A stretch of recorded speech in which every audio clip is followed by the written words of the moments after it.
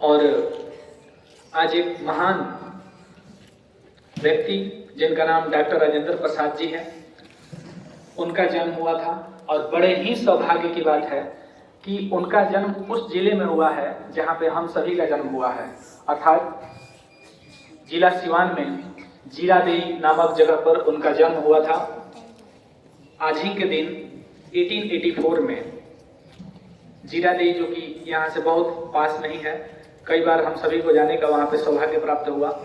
उनके पिताजी का नाम महादेव सहाय था और चूँकि छोटे थे तो इनको बहुत ज़्यादा लाड़ प्यार भी मिला।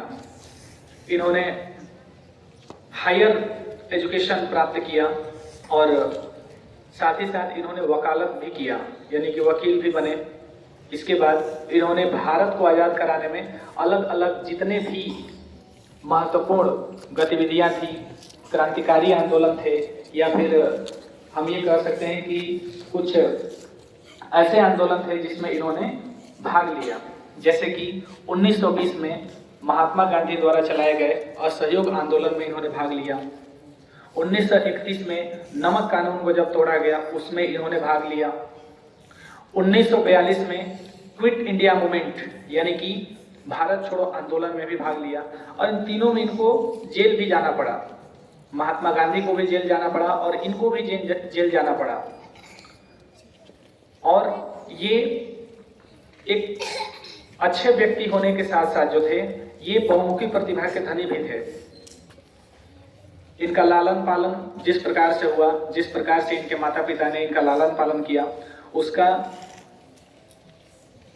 जो भी श्रेय था इनको जाता है, उनके माता पिता को जाता है कि उन्होंने ऐसे देश रत्न को जन्म दिया जो कि पूरे भारत को आजाद कराने में इनका काफी ज्यादा योगदान रहा।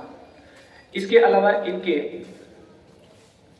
कामों को अगर ध्यान दें तो 1946 में इन्होंने जो संविधान बन रहा था तो उसके अध्यक्ष भी बनाए गए थे और संविधान सभा के जो अध्यक्ष बनाए गए थे, और संविधान में भी इनका महत्वपूर्ण भूमिका रही है।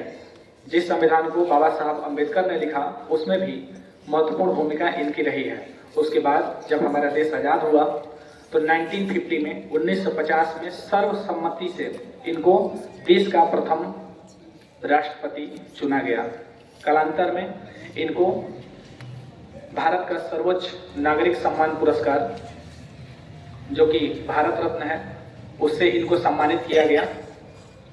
और इस प्रकार से ये इनका पूरा जीवन क्रम है। तो हम सभी सैल्यूट करते हैं ऐसे महान व्यक्तित्व वाले व्यक्ति डॉक्टर राजेंद्र प्रसाद जी को, जो हमारे देश में जन्मे, हमारे जिले में जन्मे और हम सभी के प्रेरणा स्रोत रहे। धन्यवाद।